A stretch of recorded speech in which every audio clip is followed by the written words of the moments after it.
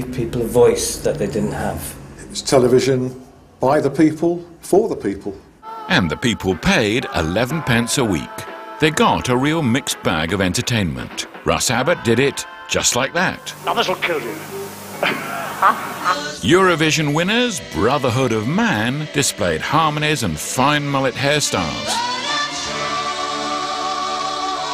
And in the 70s, it was still okay to ogle beauty queens in swimsuits. Local advertising raised some money.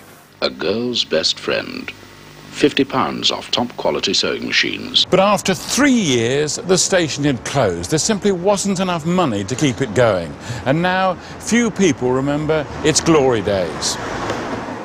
But today, for one day only, we're presenting the good people of Sheffield with a reminder of the bold but failed experiment. Among them is David Watkins. As a teenager in the 70s, he was a keen viewer. Enjoyed watching it, yeah, because you're watching people who were around the corner as opposed to people that were in sort of, you know, Leeds or Manchester. Miles away. Miles away, absolutely. Yeah. Good evening, viewers, and hello again, motorists. Well, here's another report compiled by the AA on roadworks in and around the Sheffield area. They were actually up all night getting the muck off them, so they did very well to come forth. Yeah. Fair enough, the time has come now. I'm afraid you'll have to go. We have accommodation for you. You couldn't have filmed that anywhere else. It definitely felt like it came out of Sheffield. I thought it was really interesting to see Sheffield as it used to be. It makes me feel old. Clearly, Cablevision was of its time. But those behind the new channel, Sheffield Live, which launches next year, are convinced 21st century Sheffielders still want to know what's going on down their street. We did some research before we actually went for the licence, and that was coming up again and again, was that people wanted to have local news and local current affairs being covered on the station. I really enjoyed the old footage. It was rough, funny and charming. But the new Sheffield TV station will have its work cut out, because in 40 years we've come a long way from skateboarding ducks.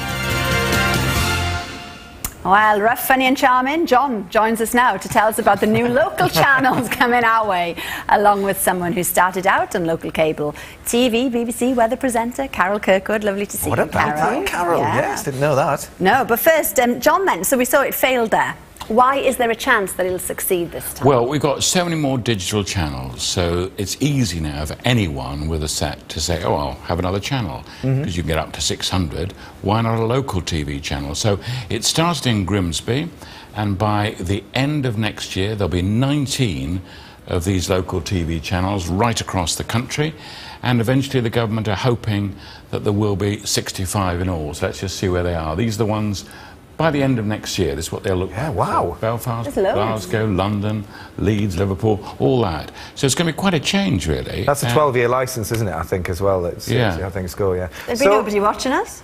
Well, I mean, that's a good point, actually, because in Grimsby tonight... So how is this paid for, the one that's just been launched today? Because we heard in the film it was 11p a week for that. Those yeah, the BBC are putting up £25 million, so that's part of it. They're also getting advertising. There was some advertising in the past, but nothing like what they're hoping for now. But it's just a question of having lots of volunteers. I think that's the key to it. And was that the case for you then, Carol? Did you do everything? It was. I did absolutely everything. I worked for nothing as well to start with, so did the production, did the research, did the presenting, found the interviewees and then interviewed them. So the only things I didn't do were the cameras and directing it. But that was years ago. Look at you there! Oh my goodness. You haven't changed a bit, Carol. Lovely. That was 500 BC. Yeah, but tell us who the other guy was who was presenting the show. That was the very lovely Sacha Baron Cohen. And funnily enough, in the office, he was really quite quiet and quite shy, but he had an alter ego, as we now know, of course. Yeah. And when he was in television, he just came alive. But he was such a gent, such a nice man. Yeah. A hotbed for talent. Yeah. Thank goodness, we wouldn't have Carol otherwise, would we? Thank you. Now, I don't know about you, but I do love a Carol. Oh, honestly, if I ever miss the Countryfile weather forecast, it's Carol's every time. She never gets it wrong. She's absolutely brilliant. I actually meant A Christmas Carol.